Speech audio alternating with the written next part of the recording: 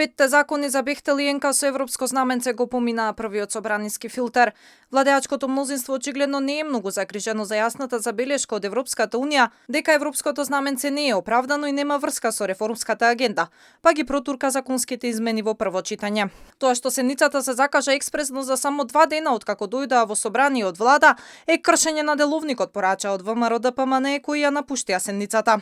Првиот човек на собранието се правдаше дека се било согласно закон и станувало збор за итна постапка. 3 недели се трубат тие пратеници, 3 недели не смеат да кажат на кои закони се подпишани, како дошле до тие закони, дали го виделе договорот, дали имаат сертификат и одеднаш владата решава да заобиколи на кружниот тек, да излезе на првото престројување, а пратениците да ги остави да вртат на кружниот тек. Ниту вас ве попречува да поставите и да доставите материјали, ниту па мене ме попречува деловникот тогаш кога ќе сум во можност да го примам материјалот, да го примам и да постапам.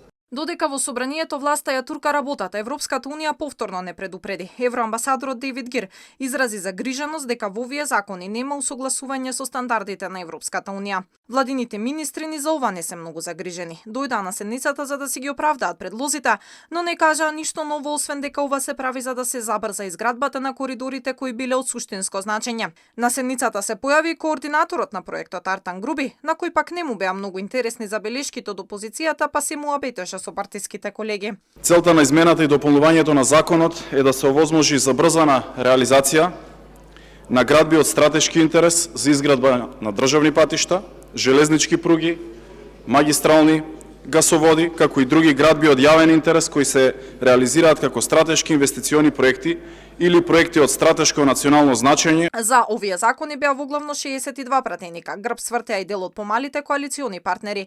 Маја Морачанин од Дом порача дека овие измени предизвикуваат нееднаквост пред законот. Следно, законите треба да го поминат комисискиот филтер, а потоа повторно да се вратат на пленарна седница на усвојување.